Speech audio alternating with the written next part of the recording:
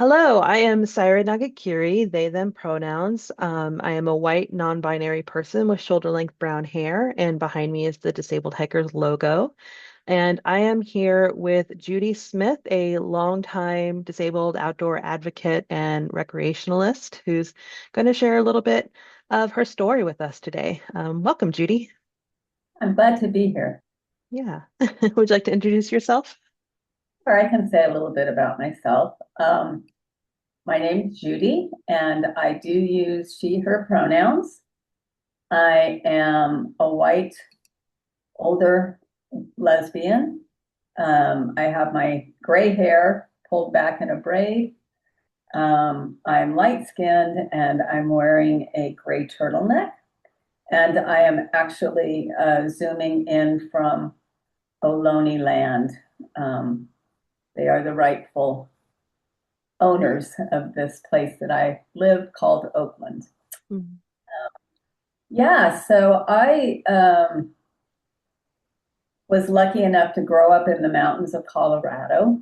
Um, I spent most of my childhood being in nature and riding my horses in national parks and that kind of thing. So nature has always just been a first love of mine. I was injured in a car accident when I was 17 in 1977, which was, 20 years before the Americans with Disabilities Act. And at that point, disabled people were still really not very seen at all. And I was in a small town of about 1,000 people. I was the only physically disabled person that I knew of in the county. And becoming disabled that young, I have a spinal cord injury, so I use a power wheelchair. It changed everything for me. Mm. I really thought that my life was pretty much over because I was planning on an equestrian career. And so having my plan A and the only plan I had for my life yanked out from under me and not being able to access the outdoors was really devastating. Um, I had the good fortune after spending 5 winters in a wheelchair in Colorado in the mountains to have a disabled friend that I knew in Boulder suggest that I move to Berkeley, California, and which I did. It was crazy. I was 23 years old. Um, I knew nothing about urban living, and I still kind of don't know how I ended up here and don't urban environment. But, I got here in 1983. It was really at the height of the civil rights movement for people with disabilities, the independent living movement. My friends, my mentors were Judy Heumann, Ed Roberts, Marilyn Golden, all of these people that were really instrumental in those of us with disabilities having the quality of lives that we do now. Mm. So when I got hurt, I felt like I was never going to be able to be outdoors again, really, and all of the places that I used to go, um, I didn't feel I could go anymore. And so I think moving into a city kind of isolated me a little bit even more Mm.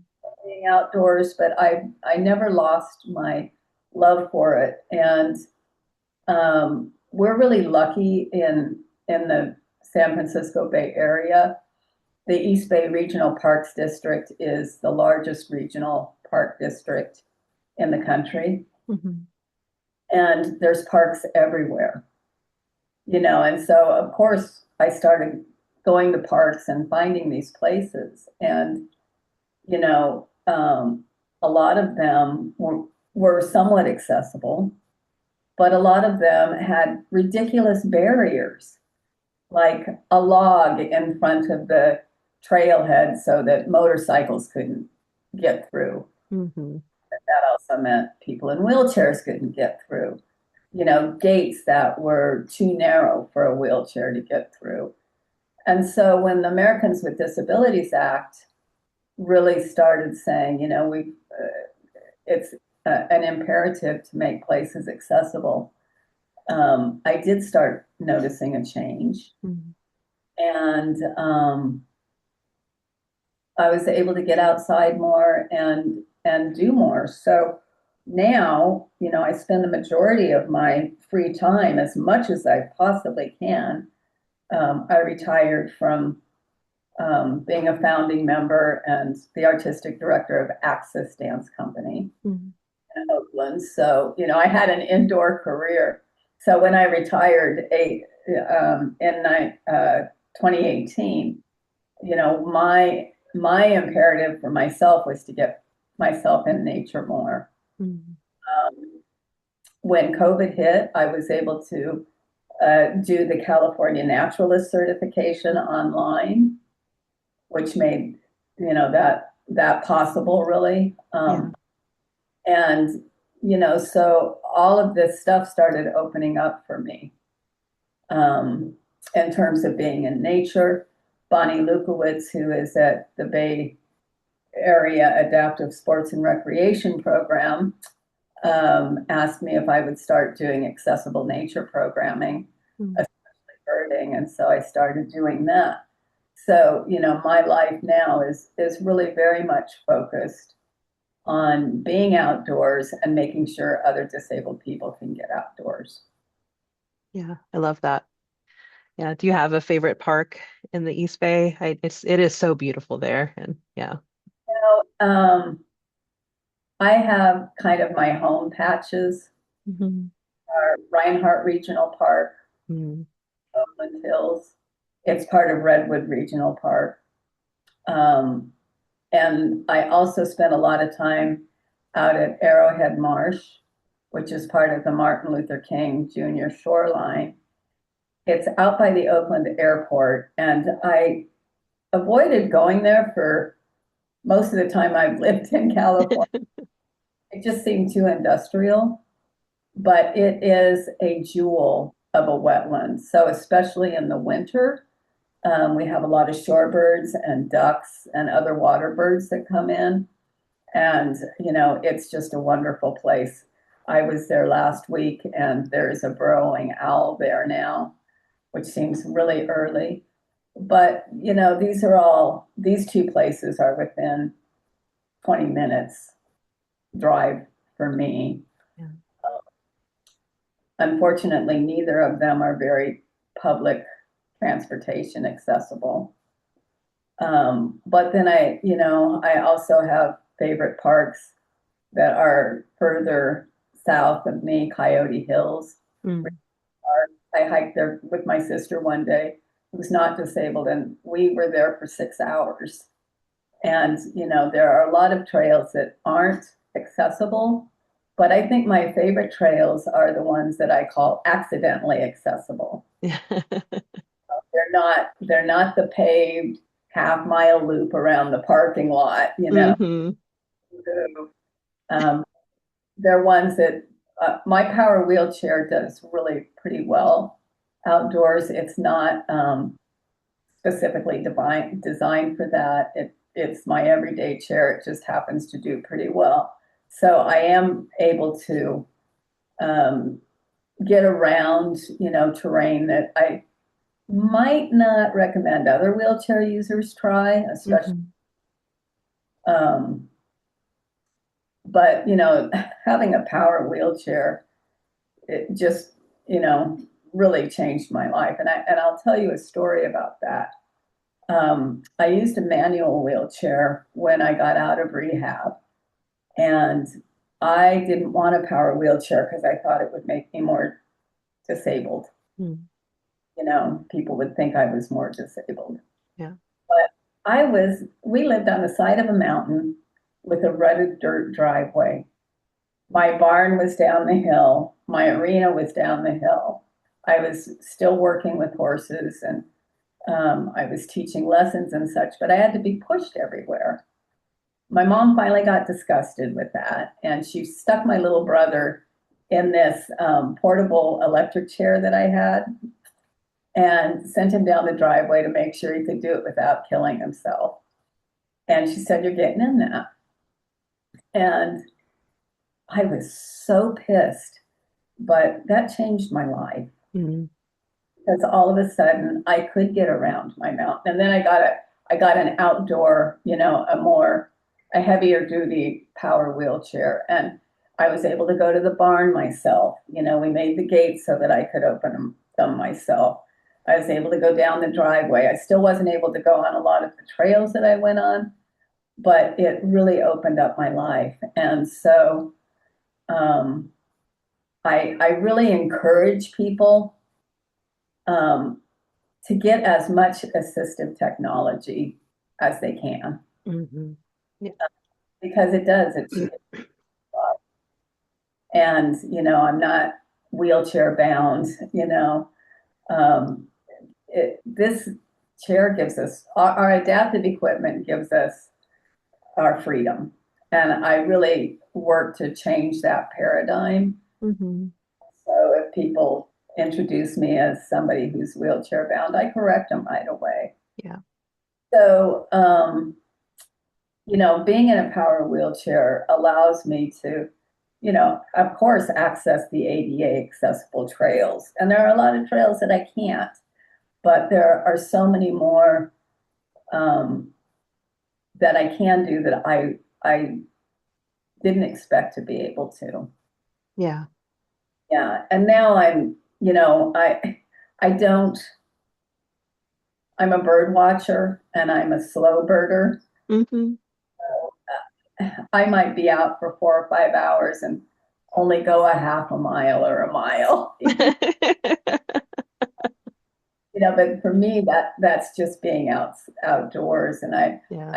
just find places to sit and see what comes to me Hmm. and just notice. And I think doing the naturalist training really changed the way I am in nature. It made me much more observant, much more aware. And I used to want to go hike and go as far as I can, kind of as fast as I could, and that doesn't interest me now. Yeah. Yeah. Yeah. I love that. I went to herbal school for 2 years and did a lot of, studying herbs and plants and things like that. And also I will spend, hike half a mile and spend all that time just nerding out on plants and seeing who we can see. And, that's how we do Disabled Hikers does our group hikes. It's a lot of nerd time in nature. It's pretty great. And I think birding really lends itself to that Hmm. in nature. And I'm not one of those birders that has my life list and I'm trying to add species to it all of the time. I'm Yeah. going as fast as I can to see as much as I can. So, um, and I love introducing people to birding and to birding in a mindful way. Hmm. Yeah. I love that. Yeah, so how have your experiences kind of changed over the past, 47 years? How do you think accessibility has improved? Has anything gotten worse? Has it kind of stayed the same? I don't. I think it's definitely improved. Hmm. Um, really, definitely. And are there still things that need to be done? Yes. I travel some with Bonnie, and she does trail assessments and has a wonderful website, Access California, accessca.org, or it might be Access California now. I'll get you the correct link. But, kind of learning from her how to assess trails and how to report things that aren't accessible. Hmm. But there are a lot of um, a, a lot of things that are still like really simple barriers, simple to fix barriers. But definitely it's improved and definitely there's more awareness. But I'll tell you one of the things that I don't think has improved as much as I would hope or would have hoped is the number of people that are disabled Mm. in wheelchairs that I see out on the trails. And, so often I'm the only one out there. And I get so many people that say, oh, how great it is that you can get outdoors, how wonderful for you. And I always just say, yeah, how wonderful for you too. Mhm. We're, but I just am still such a freak out there in nature because people aren't used to seeing, disabled hikers in a wheelchair going up the side of a hill, Yeah. or being in, some rather remote dirt trail. And that to me is I get so excited when I see other disabled people out there. And so that's what I don't think has changed enough is the number of people who are disabled who know that it's an option to be outdoors, who have a passion for being outdoors because it changes your life. Mm. And it affects you on, the physical, the spiritual, the emotional, um, the psychological level. It just, there's a gazillion studies now that talk about the benefits of nature. And I think people really found that out during COVID. Yeah. When all of a sudden, going to the mall and going to the movie and going to concerts wasn't available. So what happened? People went out. Hmm. A lot of people. And I see in general a lot more people, but I still don't see a lot more disabled people. Yeah. And that's what I would really like to see change. Yeah. Yeah. How do you think do you think that contributes to people's attitudes around disability? How do you think people's like reactions and attitudes to you being disabled out on the trail has changed over the years? Well, I think disability visibility, um, we know has a long way to go in terms Mm. of our culture, in terms of media, in terms of the portrayals that we see on TV or the stories that we hear about, in podcasts and stuff. That that has a lot of room for improvement.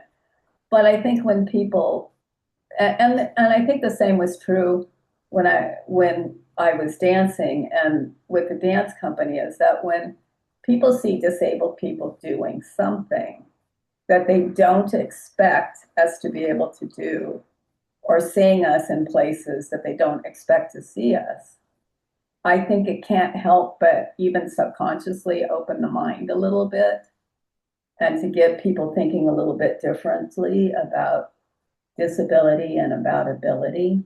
Hmm. Yeah. And, one of the reasons that I was really excited to start uh, organizing nature programs and accessible birding was because I would see all these things and I still see them. This hike or that naturalist talk or, this birding event, and they don't say anything about accessibility. Hmm. And, or they don't say enough that, I feel like, okay, I can show up there comfortably. Yeah. So that was a real impetus to doing my own programming and, Hmm.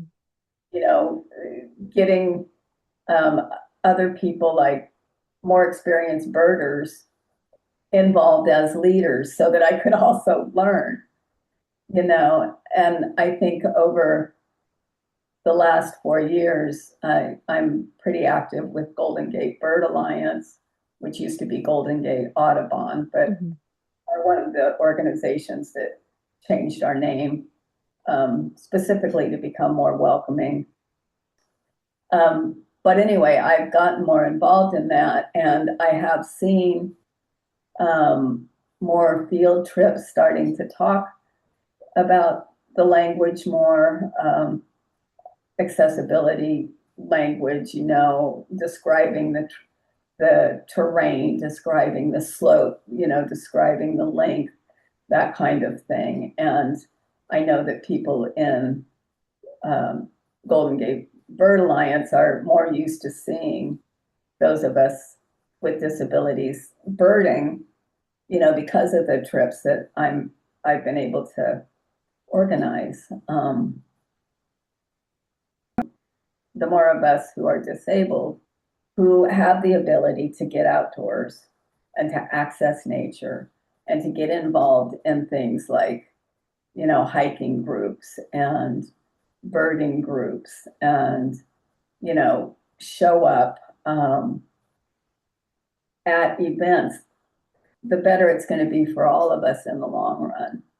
But change is slow. And, you know, disabled people have not traditionally been seen as, the users of the outdoors. It's the Mhm. body, mountaineer, mountain biker, backpacker, long distance hiker. So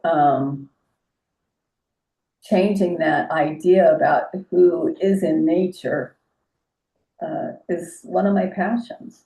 Yeah. Yeah. What's your vision for the next, 50 years? What would you really like to see change in terms of disability access, and the outdoors? Love to see the outdoors survive Yeah. and to see nature survive. And right now, that's not a guarantee, Yeah. especially under the regime that we're living under. Um, so that's my first love. My first hope is that nature can survive this period of time, and that human beings will wake up en masse and decide to do something about climate change and the loss of biodiversity. And in terms of access, assistive technology has gotten so much better. We have track chairs, we have terrain hoppers, we have these, other powered, uh, other powered mobility devices that allow people to get out in nature. And I hope those become more readily available. And I hope that here we're lucky to have urban parks and urban open spaces that you can get to by public transportation. Mhm. A lot of them you can't. And we know transportation is a huge barrier for especially physically disabled people and especially those who use wheelchairs. Um, so, seeing improvements in public transportation. I'd like to see, more people being able to get the places that they want to go. Mhm. And I'd love to just know that in 50 years, every disabled person is going to know that it's an option for me to be outdoors. And wow, the outdoors is really awesome. Oh, I feel so much better when I'm out here. Yeah. It's respite. It's my happy place is being out in nature. And I would like to know that, every disabled person and every disabled kid is going to be able to partake in it. Yeah. Yeah. I love that vision. I think it's so important. And I think too, as we're thinking about, yeah, how to really bring people together to, in mass to really address these, climate issues that we're, experiencing. I think the disabled community has such a powerful role in that. And I think the more that we can help folks really get out there and like know that this is an option and share our stories, I think we can really help move that. So I really appreciate you for spending some time with me and sharing your story with the disabled hikers community. And thank you for all your work over the years. Well, I really appreciate the work that you do too. And, we need to keep pushing and we need to keep getting more people involved and being more visible Yeah, absolutely. Yeah. of that anomaly.